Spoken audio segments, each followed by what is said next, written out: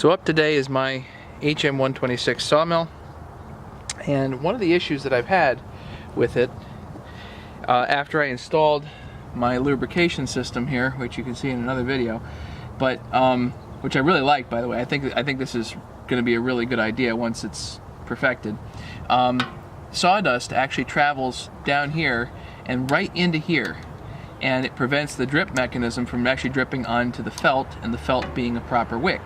So I want to deflect the sawdust over either this way, that way, or over, so that it doesn't get jammed right in here.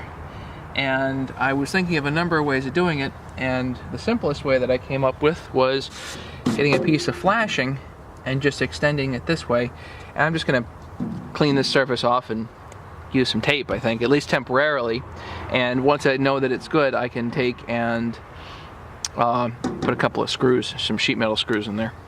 Happen to have a piece of flashing here. Gonna mark it, cut it with tin snips. So over here I need it bent a little bit, and so right about here it needs to be bent the other way.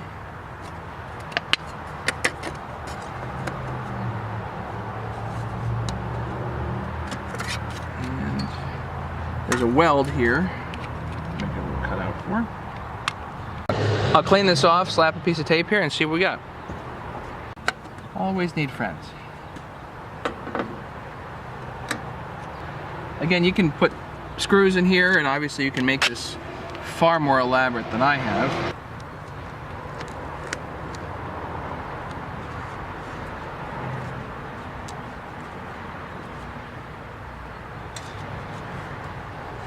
So if that works, then I can take maybe just one sheet metal screw right here.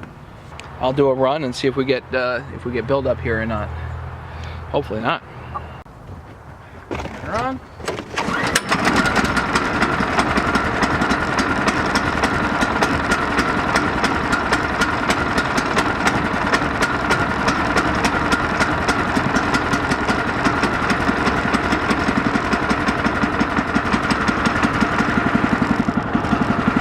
It's a nice motor. Really runs pretty good.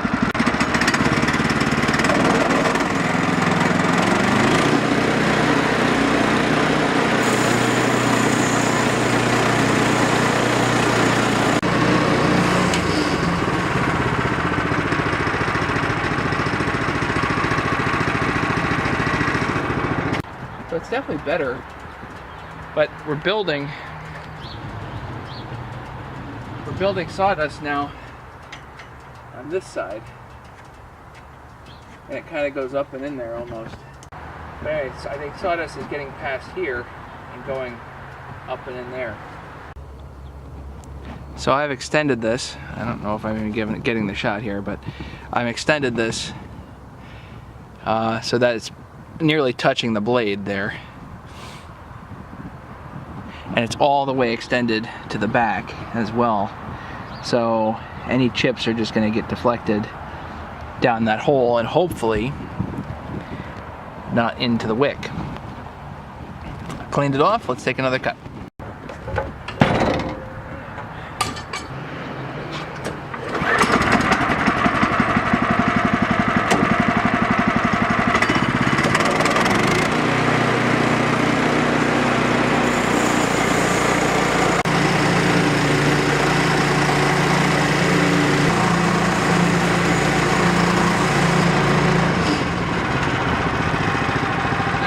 Berserk.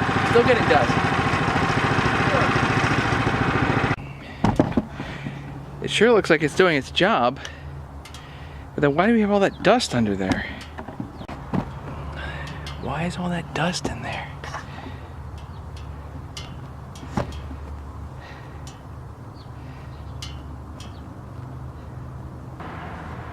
I wonder if putting a piece in the front would help. Let's try that. Let's see if that works. Just got a little flap here over the front so that it's going to be harder for stuff to not fall and go back It's the going back that I think is going to be a problem. Maybe I got to protect it from the backside too. I don't know. So now I've got this piece that kind of goes over both sides. It lays over both sides, but I still can't get it to really sit well here, and tried a quick tie, and this is not it holds it, but not absolute. I'm gonna try some quick steel, which I already used on here, so it should stick pretty good. I roughed up the quick steel under here before I did it, just because, you know, why not? You gotta mix this stuff really well.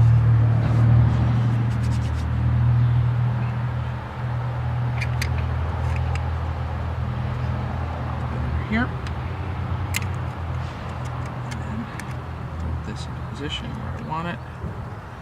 Now, one of the issues with this is that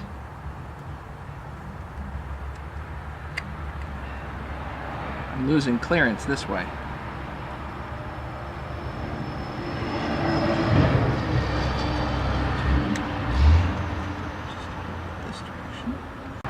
But now I've got a flap down that side and a flap down this side.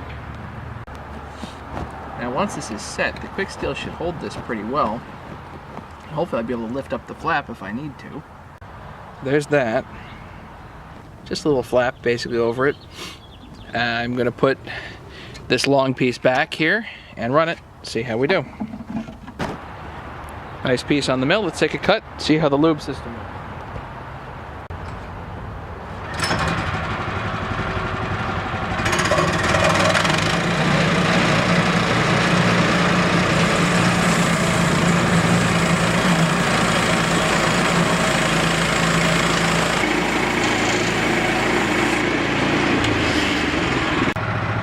Most part it's still clean in there, I can see it. So I'm going to finish this here and see exactly where we're going to go.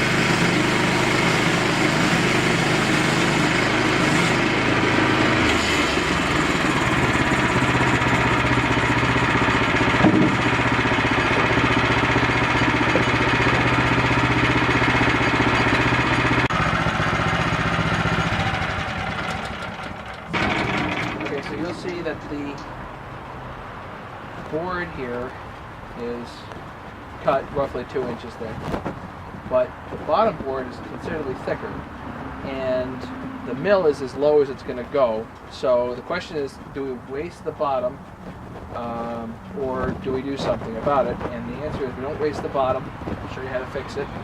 What you do is you raise the mill back up to where you were before you made your last cut. 6. Bring it back.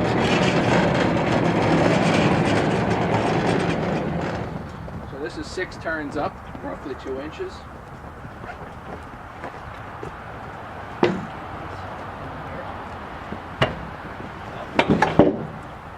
Flip it.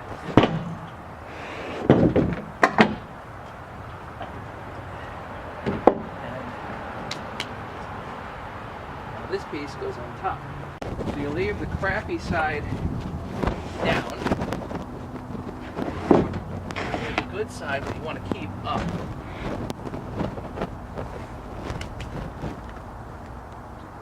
You're down 6 turns.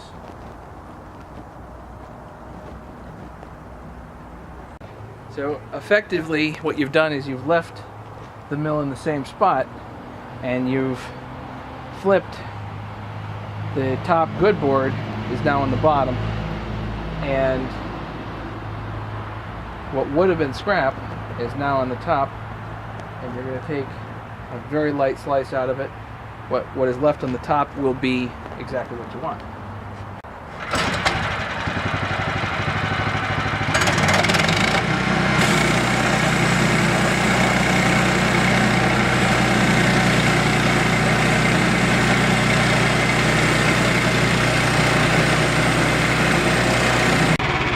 sure you don't hit your stops. The upright's got to be set just enough to grab that top board.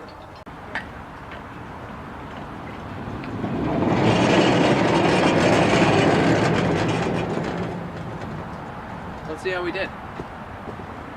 So now this piece, unfortunately, is scrap. Still a nice board, but I don't need it. So this goes to my neighbor.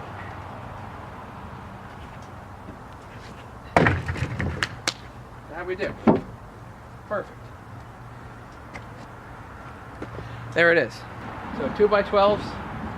Let's check the lube system, see how we did there. I don't know what you can see and what you can't see, but sure looks to me like inside there is actually clean.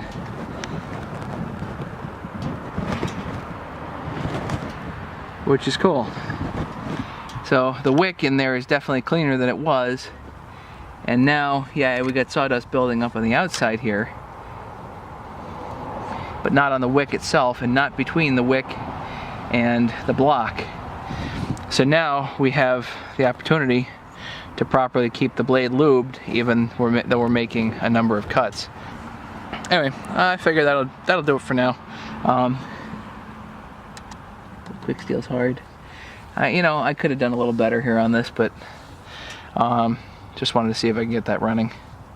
So maybe one day I'll revisit that and see if we can make this a little cleaner, neater. But really, I mean, there's no need to, at least for now. Some duct tape, some elbow grease, and some flashing, and one quick tie. Good to go. So, thanks for watching. Don't forget to subscribe. Just milling some oak. I have to record this. I'm making sides for somebody's truck, but this is some of the prettiest stuff I've ever seen. It's all red oak. Gorgeous. Tom, these are for you. Hope you enjoy it. You got furniture wood.